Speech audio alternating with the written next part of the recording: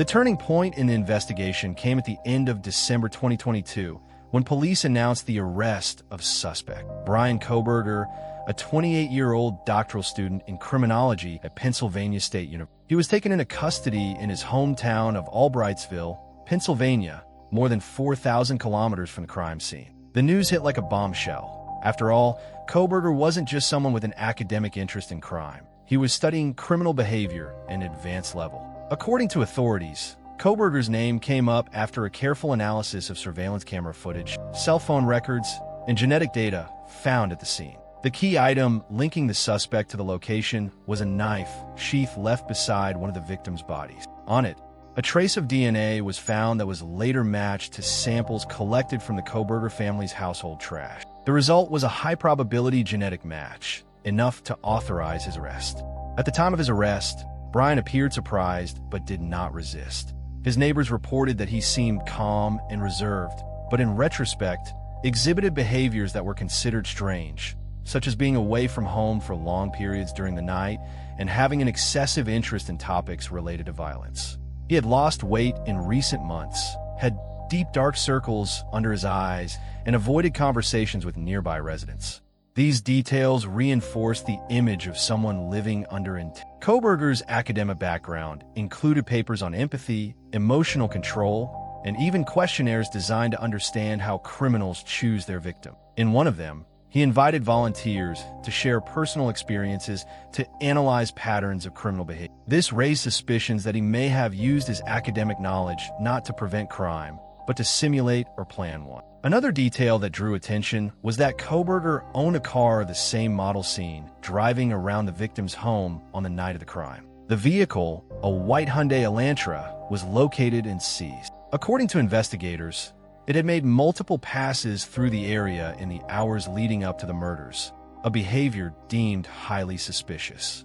Additionally, cell phone records indicated he turned off his phone for several hours, exactly during the time the crime took place. Based on all this evidence, DNA, movement patterns, behavioral profile, and academic history, prosecutors were able to file a formal charge against Kohberger. He was extradited to Idaho and placed in custody, awaiting initial court hearings. The case gained even more attention when it was revealed that Bryan had returned to his parents' home shortly after the crime, in what appeared to be an attempt to distance himself from the investigation and avoid suspicion. Bryan's arrest not only brought a name to the center of the investigation, but also brought temporary relief to a community crying out for justice. However, it also raised a series of new questions. How did Bryan choose his victim? Did he know anyone in the house? Was it a crime of opportunity or premeditation? Did he act alone, or did someone help him? This phase of the investigation was crucial to transform a mystery with no concrete leads into a criminal case with a formal defendant. Still, authorities emphasized the investigation is ongoing and more information may emerge. The arrest was just the beginning of a long search for definitive answers. As the investigation continued, the victims' families faced the difficult task of dealing with pain, grief, and public exposure. The Idaho tragedy was not just a crime. It was a devastating loss that shook parents, siblings, friends, and classmates. Amid the search for answers, a collective movement emerged to preserve the memories of the 4 murdered students, celebrating their lives and unique personalities in both public ways. The victims, Kaylee Goncalves, Madison Mogan, Xana Kernadal, and Ethan Chapin, were dedicated students, close friends, and beloved figures within the university. Kaylee and Madison, best friends since childhood, shared a rare connection marked by companionship, complicity, and many shared dreams. Xana and Ethan were a loving couple, always seen together at campus events, known for their good humor, generosity, and love for life. In emotional interviews, Kaylee's parents recalled their last conversations with their daughter, her plans for the future, and how her laughter echoed through the house. Madison's mother described how inseparable she and Kaylee were, and how their dreams of traveling together and building successful careers now remained only an interrupted dream. Ethan's parents emphasized his joyful spirit and his dedication to family and friends. Each account was a reminder of the human dimension behind the statistics. Social media quickly became a digital memorial. Hundreds of supportive messages were posted, accompanied by photos, videos, and artistic tributes showing the young victims smiling, dancing, enjoying parties, and celebrating life. And one video, in particular, went viral. It showed the group at a restaurant just hours before the tragedy, smiling, relaxed, sharing jokes and words of affection. The image touched millions, turning anonymous victims into familiar and beloved faces across the country. The emotional impact was also reflected in murals and makeshift memorials set up on the University of Idaho campus.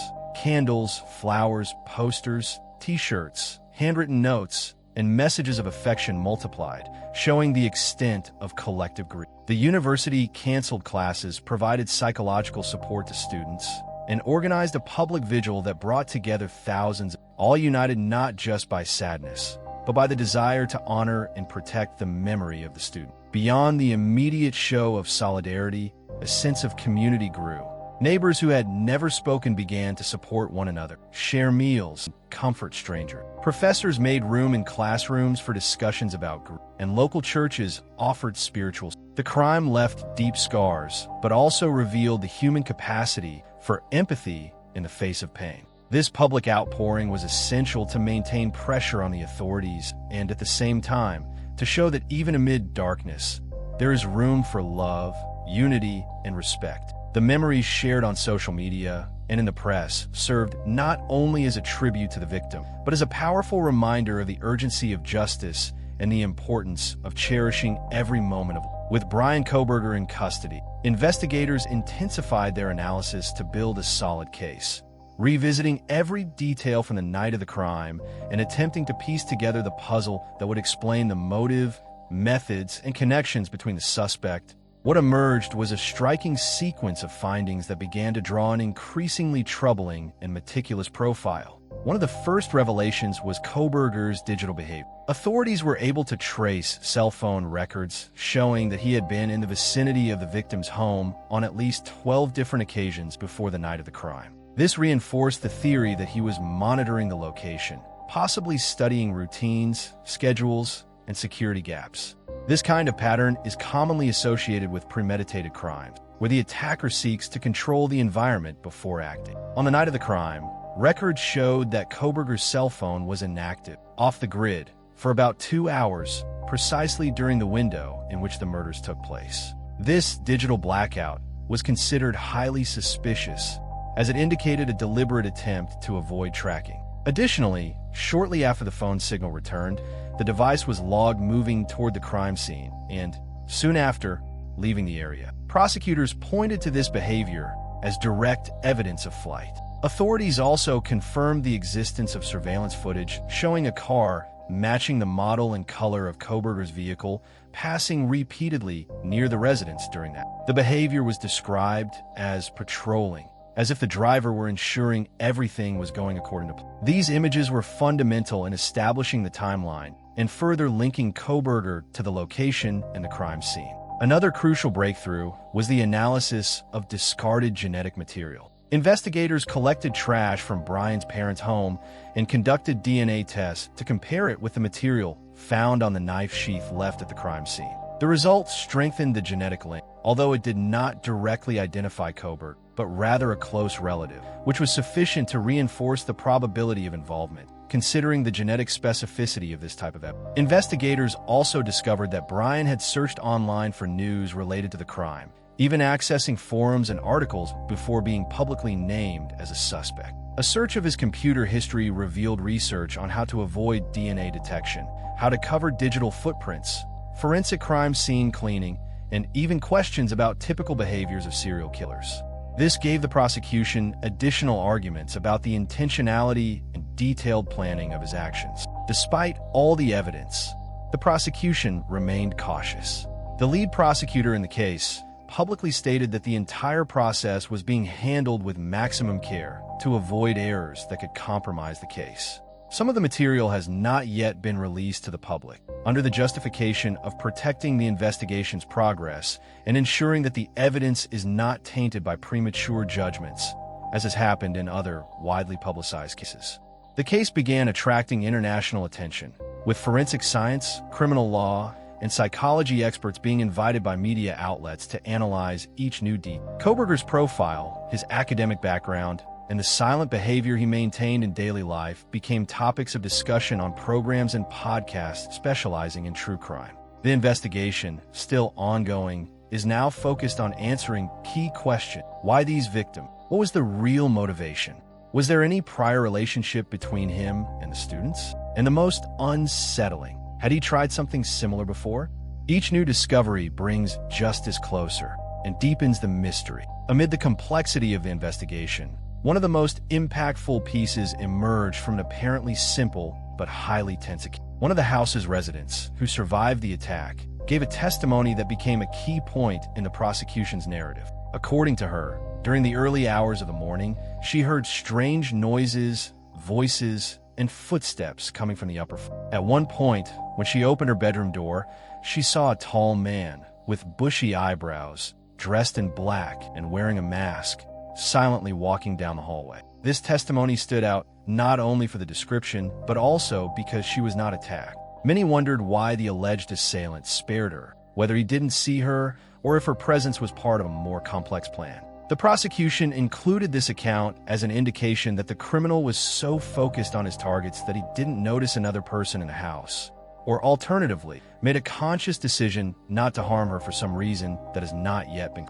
In addition, other testimonies emerged, including accounts from neighbors who heard unusual noises that night, constant barking from a dog, and a sound similar to a loud bang, like a door being violently slammed. These elements reinforced the prosecution's timeline, helping to narrow down the exact window in which the murders occurred, between 4 o'clock and 4:25 a.m. In the digital realm, Kohberger's browsing history also came under close scrutiny. Repeated searches about the crime were identified after it occurred, even before his arrest. He allegedly accessed YouTube videos covering the case, comments on forums, and discussions raising theories. The prosecution argued that this indicated a personal and obsessive interest in following the reactions to the crime, something some experts refer to as return-to-the-scene behavior, even if in a virtual form. Another point raised by the authorities was the disappearance of certain items from the crime scene. No weapon was found, and it is suspected that the perpetrator took the object used in the murders. The knife sheath found may have been left behind accidentally or as part of a failed plan. To the prosecutors, the absence of the weapon and the disappearance of other potential items from the scene demonstrate a clear attempt to obstruct or destroy evidence, reinforcing the intent to conceal authorship. Kohberger's defense, on the other hand, adopted a cautious but critical stance. His attorneys argued that, although there are many indications, none of the evidence is definitive. They questioned the absence of photographic records of the suspect inside the house, raised doubts about potential DNA contamination, and emphasized that the house where the murders took place was frequently visited by various people, students, friends, and visitors. According to the defense, isolated genetic traces are not enough to incriminate someone, especially in an environment with high circulation. They also suggested that Bryan's car, though similar to the one in the surveillance footage, is not conclusive evidence. They argued that there are thousands of identical cars in the region, and the movements captured by the cameras could have happened for other legitimate reasons. For the defense, the narrative constructed by the prosecution is based on conjecture, not objective evidence. Despite the defense's efforts, the set of circumstantial evidence continued to weigh against Kohberger. Prosecutors emphasized that even without a confession or direct footage of the act, the pattern of behavior, collected data, timing, and psychological profile strongly indicated his responsibility. The intersection of digital, physical, and testimonial elements created a legal trap with few precedents. Legal experts noted that many murder cases are resolved based on circumstantial evidence, when the sum of the facts points to a single plausible conclusion. The presence of a living witness, the post-crime behavior, the attempt to hide tracks, and repeated visits to the crime area form a coherent and impactful narrative for investigators. These testimonies and circumstantial elements formed the basis of the formal accusation. Although the investigation is far from over, what has been gathered so far presents a consistent argumentative line. The battle, however, is just beginning, and the next stages will be decisive for the direction of the trial. After Bryan Kohberger's arrest, all eyes turned to the legal proceedings. The suspect's first court appearance was met with intense commotion. Media, victims' families, students, and onlookers gathered to see the man accused of one of the most shocking crimes in recent years up close. Kohberger entered the courtroom escorted, his face visibly composed but serious. His demeanor drew attention, head held high, fixed gaze, and an apparently calm attitude that contrasted with the gravity of the charges. At the first hearing, the contents of the formal charges were read: 4 counts of first-degree murder and a 5th count related to burglary. Kohberger remained silent, responding only yes or no when questioned by the judge. His lawyers requested that he be treated as innocent until all evidence had been analyzed, reinforcing the constitutional right to the presumption of innocence, a fundamental principle of the American justice system. As the trial progressed, the defense's strategy became clearer. Bryan's lawyers filed a series of formal requests, including full access to the prosecution's material, challenges to some of the evidence, and attempts to invalidate certain elements on procedural grounds. One of the main issues raised was the alleged weakness of the DNA found on the knife sheath. The defense argued that although the genetic material matched a relative of Kohberger, this does not constitute direct and unequivocal proof that he was at the crime scene. Additionally, the lawyers raised the possibility of scene contamination. They argued that the house was frequently visited by many people and that even after the crime, investigators and professionals accessed the property and may have inadvertently altered the scene. This argument aims to weaken the reliability of the physical evidence collected, especially in relation to biological and digital traces. Another point of contention was the digital surveillance. The defense acknowledged that Bryan's phone was turned off the night of the crime, but suggested that this does not prove direct involvement. They said the loss of signal could be due to technical issues, coverage failures, or even personal decisions unrelated to criminal activity. As for the car, the argument was that the presence of a white Hyundai Elantra in the area is not enough to establish guilt, considering the popularity of them. On the prosecution side, the team stood firm. They argued that the body of evidence, though circumstantial, is cohesive and sufficient to support the accusation. The DNA, cell phone records, surveillance footage, behavior before and after the crime, and the eyewitness testimony form, according to them, a robust set of coincidences that cannot be ignored. A particularly strong argument from the prosecution was Kohberger's academic background, suggesting that he had detailed knowledge of how to avoid detection and cover his tracks, making his actions even more suspicious. During the initial sessions, the emotional impact on the victims' families also stood out. Many attended the hearings wearing T-shirts with the young victims' photos and holding signs demanding justice. Some couldn't hold back tears when hearing the details of the case, while others expressed frustration with the delays and legal complexity. The collective grief was present in every moment of the trial, reinforcing the human dimension of the case. Criminal law experts stated that the case presents significant challenges for both sides. For the prosecution, the biggest hurdle is the absence of direct evidence, such as footage of the crime or a confession. For the defense, the challenge is to convince the jury that all the evidence is too circumstantial to justify a conviction. In many cases, such decisions come down to the most convincing narrative presented in court, where the way facts are presented can carry more weight than the isolated facts themselves. Another relevant point is the role of the media. The widespread coverage of the case sparked debates about media trials, with experts warning about the risk of prejudgments that may influence public opinion and consequently the jury itself. For this reason, the judge in charge of the case imposed strict rules of conduct during the proceedings, including limiting public statements by those involved and tightly controlling the release of confidential information. As the trial progresses, expectations for clear and definitive answers grow. The courtroom has become the final stage where truth, justice, and doubt face off in search of a fair verdict. But until then, every detail matters, and every argument can be decisive. As the Bryan Kohberger case unfolds in court, one of the most debated aspects is the psychological analysis of the who is this seemingly discreet, studious, and introspective man now accused of a brutal crime. What could have motivated someone with a background in criminology to cross the line between studying crime and committing it? Behavioral profile experts have analyzed Kohberger's history in light of patterns observed in similar cases. Since his teenage years, there have been reports of social isolation, obsession with control, and difficulties with it. In old forums, posts attributed to him mention feelings of disconnection and emptiness. These elements, while not serving as a diagnosis, help outline a concerning profile. His choice of career also raises questions. Studying criminology may have been an attempt to understand his own mind or to rationalize impulses. The prosecution suggests that Kohberger may have used this knowledge to carefully plan a crime, attempting to avoid mistakes and leave no traces, as if putting into practice what he had learned from books. Another line of analysis suggests that he sought control and recognition. In crimes with this dynamic, there's often a need for domination and power. The fact that he left few traces, avoided direct cameras, and disappeared for weeks indicates an attempt to control all variables. This strengthens the theory of premeditation.